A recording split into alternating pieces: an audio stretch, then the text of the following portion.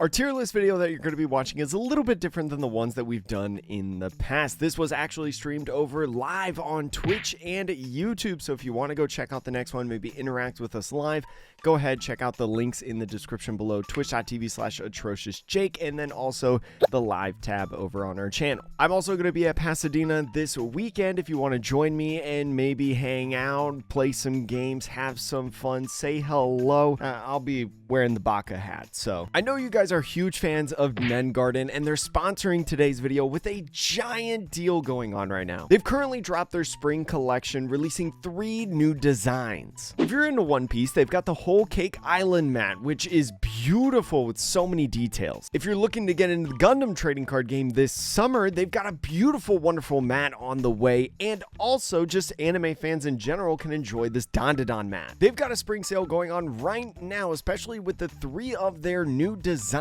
that they've put out, to where you can use the spring sale code for a buy one get one 30% off deal. And the cool thing about this deal as well is not only can you save money with the buy one get one 30% off, but you can also stack my code Atrocious to help support the channel and also save a couple more bucks. It's a great deal that's not going to last long, so make sure that you go click the link in the description, go ahead and get yourself some of the best mats in the TCG community. Anyways, back to the video. All right, going into this tier list now, again, this is the pre-ban list of OP10. These were my exact thoughts. So now, obviously, we're adjusting it for the post-ban list heading into Pasadena regionals this weekend. I think there's a regional out in London this weekend, and there's a ton of, regionals and a bunch of stuff that we're going to be able to play within this format in this next month before EBO 2 comes out. So let's start out with the obvious first. Black Yellow Luffy, one of the hardest hits of the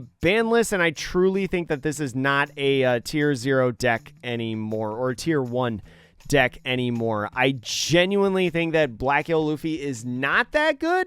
I hope I'm wrong, because I think it's a really, really cool deck, but I just think that there's a lot going against it. Losing Gecko is just a lot of bad stuff, and also losing Ice Age, Raigo on top of it, like different tech options that you can run, just really hurt it in the long run. And so I think Black Yellow Luffy just completely off this list.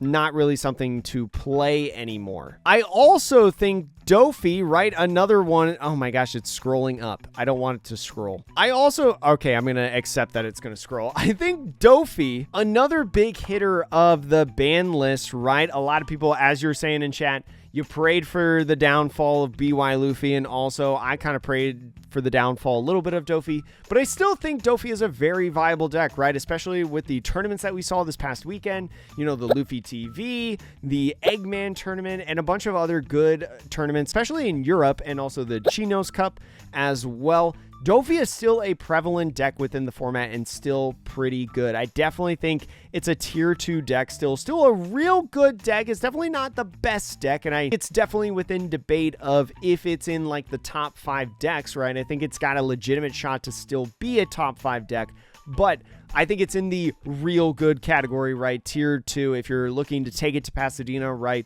I still think you're pretty good with Doflamingo. I also think Blackbeard goes down to tier 1 because, in my honest opinion, I don't think we have tier 0 decks anymore at this point. I think tier 0 is entirely gone. I think most everybody would say that in this format, it is so wide and so diverse. Eventually, we're going to have a really good amount of tier 1 and tier 2 decks in here that I all realistically think can win a regional, like multiple top spots within a top cut. And I think Blackbeard, although, it does benefit getting the Dofi ban, right? A bad matchup for Marshall D. Teach. I still think some of the other decks that come up, especially in a more aggressive format, as you'll see, really just hit Blackbeard and take it off of that tier 0 pedestal, but still a really, really good deck. I think it either won the Eggman or the Luffy TV event. I can't remember which one. It won one of those two, I believe, but still just a very, very good deck in general. The next deck that I'm going to move is I'm actually going to move Shanks up to tier 1. I don't think it's going to surprise a lot of people. We've seen a lot of events as of late where Shanks is the most popular deck, right? And we've seen other groups as well, different testing groups if you're in like different Patreons and stuff like that. You've seen that Shanks has been a big conversation point of what a lot of people want to play heading into this weekend and the rest of the format before Green Purple Luffy comes out in EBO2 and we hit that meta. There's also just a ton of ways to play Shanks, right? You can play like a pure kind of Straw Hat build. You can play a very control style build focused around the red-haired pirates, and in between right there are so many different options that you can do. I think Shanks is definitely in the conversation as one of the best decks in the format, and it's definitely within, in my opinion, the top 3 decks. And if it's not in your top 5, I don't think we're playing the same game. As much as I hate to say it as well, I really think Nami goes down to tier 3, probably towards much of your delight. I think Nami struggles in a lot of different situations revolving around the aggressive format, right? In a lot of these aggressive decks that we're going to talk about later in here, and Blackbeard still being a top deck and Dofi still being prevalent, I think Nami is definitely off its high horse at this point, and I think definitely goes down to the tier 3, like legit cope tier. It's still a deck that you can play, like we still saw it get a top appearance, but I think it's going to be few and far in between, especially with some of the other decks in this format that do really, really well. And I think it's a hard spot for Nami, especially because a lot of the other decks have like really good removal on things, right? Like your Marguerites clog up your hand, especially when they constantly get bounced back, or maybe you don't get a lot of value off them because of some removal or resting, right? In a lot of different situations. I think it's still something that someone like Adam Cisneros can make a good like top 16 finish or top 32 finish or something like that at a major event, but it's definitely got knocked down a little bit in the last couple sets. I will put both Perona and Purple Black Luffy in like the YouTube bait tier, which is off screen entirely. That's how much I don't really think about them. I know Cross was like trying to cook up Perona a little bit. I just don't really see it. And then not blue purple, that's a future tier 1 deck, tier 0 deck really. Black Purple Luffy, I think just really, especially with the Gecko ban, right? Gecko and Ice Age, 2 incredible cards that it could utilize, get booted out. Like it's just out of here. And it was debatably not even deserving in the tier 3 legit cope tier pre-ban list. I feel like that's how much that deck kind of struggles within this meta. So I don't really see it for the Black Purple Luffy. Maybe in another day, right? We do know that purple is pretty good in the next couple sets. I don't see it, at least for now. All right, the next deck that we're moving down is Anel. I'm moving it in the tier 3 category. Not gonna lie, the Rygo hit really hurt this guy, especially as Luffy continues to stay dominant, right? I think Shanks is still pretty all right. Bonnie is still around, as well as some other decks going on. The removal is pretty good. Anel losing its like auto, literally KO anything kind of card is actually a big deal, especially once those big bodies really hit the board. And since we're getting into a kind of a boss monster format, right, especially in the mid game, Anel kind of struggles in a sense. So especially for the aggressive decks, and we even had it on stream earlier with Reiju, right? If you just go really fast, Anel can't really do anything. And so I think Anel goes into the legit cope tier. I do think it's one of the more difficult leaders to play against for a lot of people. So I think Anel, if you brought it, you can escape some wins just purely because, you know, people just don't know how to react against it. And I think you could really do that at especially the local level, but it definitely needs another piece to get back into like the top cut squeakers or the real good category, I would say. I'm also moving Robin and Vegapunk off the list. I love the decks historically. You guys know me. I love Robin, love Vegapunk, but I just don't really see it in here, especially for Vegapunk, right, with the Doflamingo deck going down in value, and also Rob Lucci, I think, going down a little bit in value. You lose a little bit of stuff with that deck, and especially with the 2 life leader, it's definitely pretty difficult, I feel like, for you. And then Robin, I just don't see it. I know that some people really love Robin and try Robin, and I applaud them for that, and I hope they win a regional and prove me wrong, but I just can't see it in this format, to be honest. Especially like, you know, Pudding as well. You know, you just get run over with a lot of aggressive decks. I'm going to be moving Usopp into the 2.5 top deck squeakers category. There's the big meme about how Usopp is the biggest loser of the ban list, not because it actually gets hit, but because Lucci and Doflamingo, some of its better matchups, got knocked down for sure. Usopp's definitely one of those decks, though, that if it sees exactly what it needs, it is a train. If it high rolls, it can definitely win games, and especially with the, leader effect of being able to draw a card, especially the +1, right? It gives a lot of bother to a lot of different decks. But because you have to go on this like low hand size, especially for some of the aggressive decks,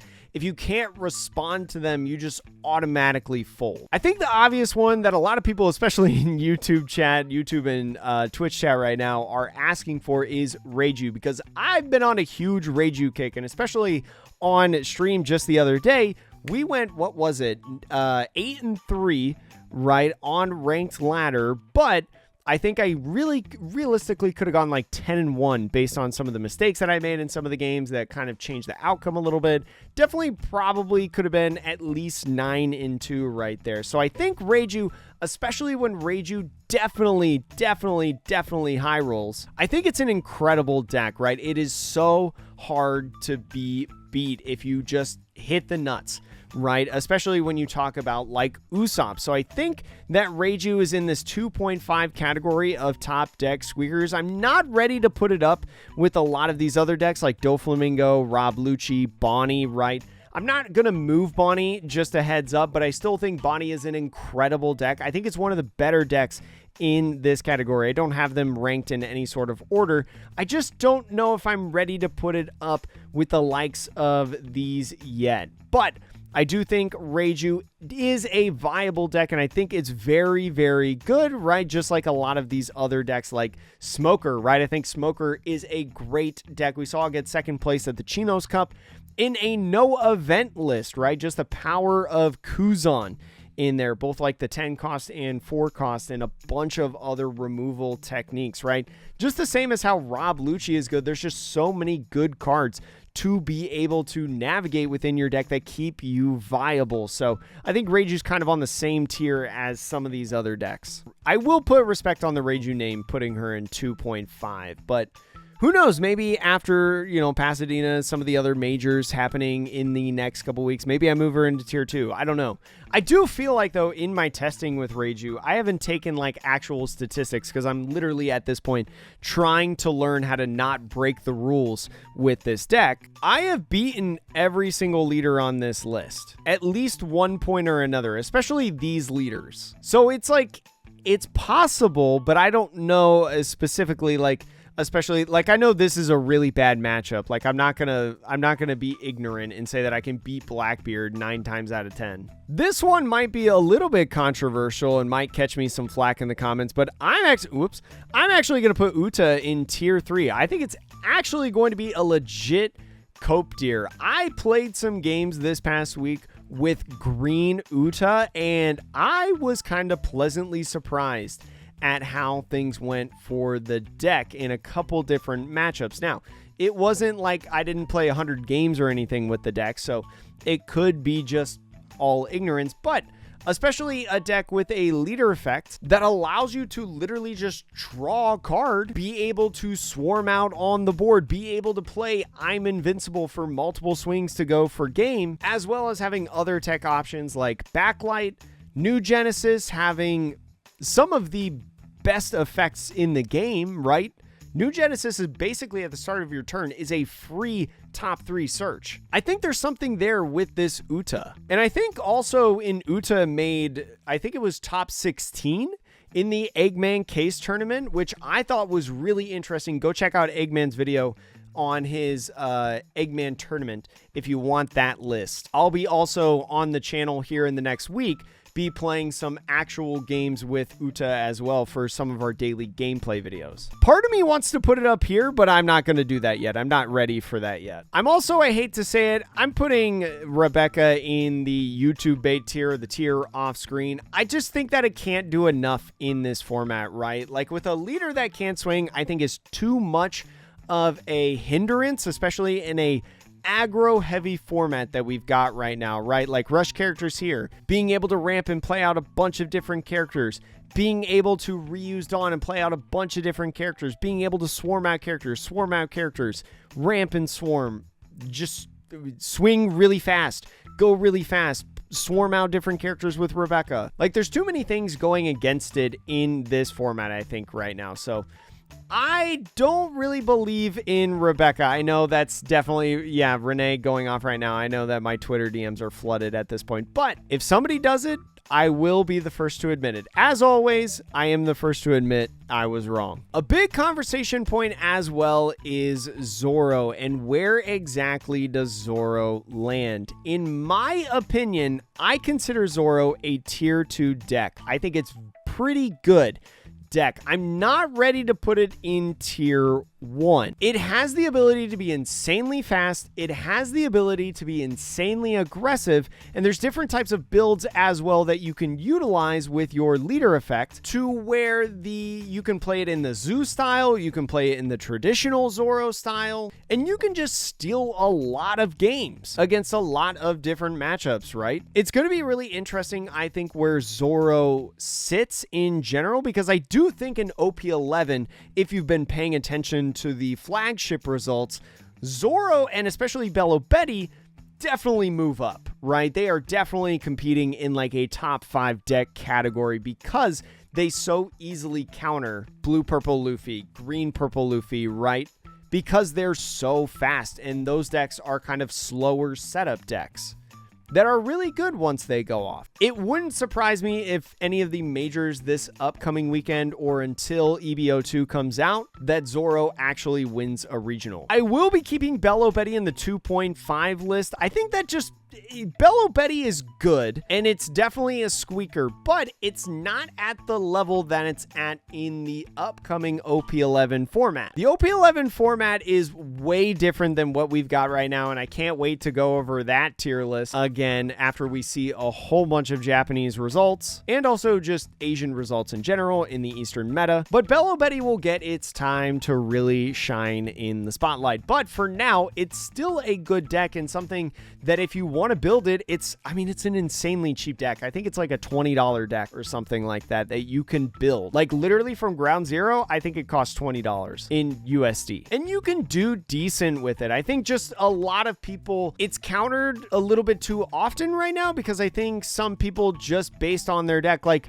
Reiju, I think, for example, you just counter really early and then just wait for them to turn their characters sideways and blow them up, right? Similar to Zoro. And I think a lot of decks can do that. Like, I'm not totally confident that Bonnie is tier 1.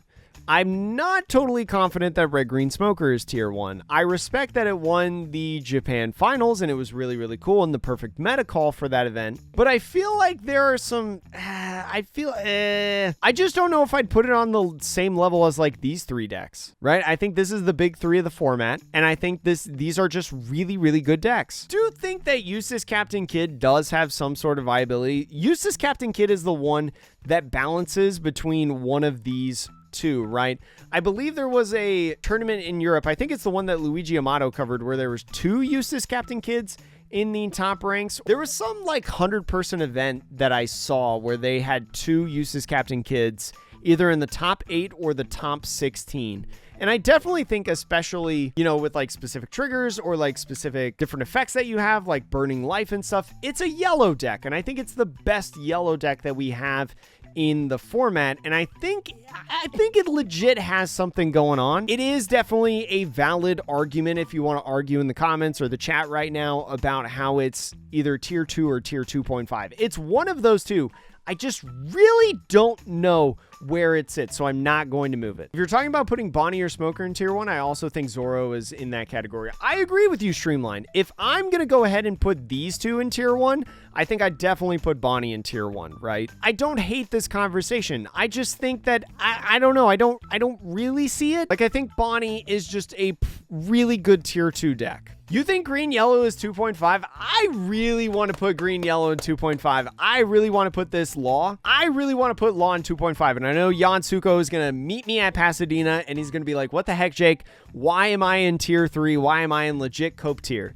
And I think the deck is really fun, and I think the deck really has something going on, but I think it's very skill intensive, and I feel like there's just one too many matchups that you probably don't want to see in this deck. And who knows, especially once we get the new starter decks coming out this summer, right? There is a Bonnie Supernova deck coming out. Maybe we can throw it up another tier. Maybe it gets another card that is so good within the deck that moves it up into the 2.5 category. Who knows? It is a super high skill ceiling deck. I would 100% agree. It is so fun to play. I love bouncing back my 1-cost Luffy and searching 8,000 times a game. That's why I'm having a ton of fun playing Reiju as of late. I think I'm going to go ahead and put Marco in the 2.5 category, right? If I'm going to keep Boa in here because JCM is chapping about Boa being a good deck, and some of the members of our Discord server have actually done pretty decent against Boa against a variety of matchups. Looking at you, Isabel. I think that the red-blue Marco actually has like a decent shot within the format. You're just trying to dodge Blackbeard, right? If you see Blackbeard,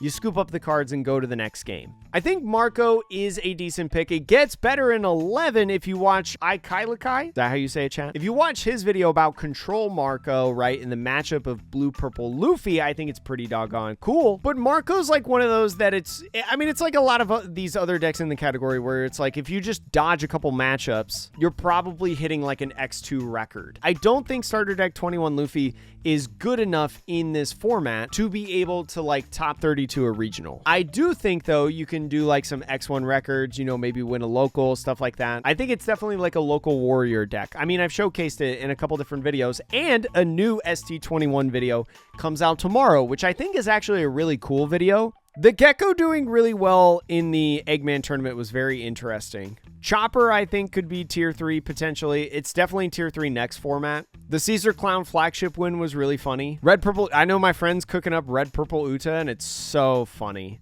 It's so funny. Is Sugar a sleeper? Sugar is definitely a sleeper because I wouldn't put it on this tier list, in my opinion. That's just me. But it's a really cool deck. I think Sugar is like super fun to watch. Is Shanks meant to be aggro or control? Both, but also neither. I just have Shanks as a whole up there. I personally don't know if control or aggro is better, right? I think it mostly depends on what you expect, right? If you expect more of needing to be aggro, right? You can make a great aggro version. If you expect, you know, that the meta calls for a more control aspect into it, you can make a great control deck. I think Shanks is incredibly flexible on the deck that you want to play in order to make the correct meta call about how you should build it and the different techs that you have. So it's like, it's both, but it's also none. Yeah, your matchup spread is just different to the two versions, but I think it's all about the meta call that you make, like what you expect the population of the meta that the event that you're playing at is. So where I think that this is just I think it's a great deck. Like Shanks is only good as the meta call that you make it right now. If you make the wrong meta call and you bring the aggro version when you're supposed to bring the control version, you're gonna suck. But if you bring the control version when you should bring the control version, you're gonna dominate. So it's really about what you feel like heading into the event is the best option. That's going to be my tier list. It'll be on YouTube in the next couple days, and you have to promise, because you signed the contract watching the stream, you got to promise to watch the YouTube video when it drops, chat.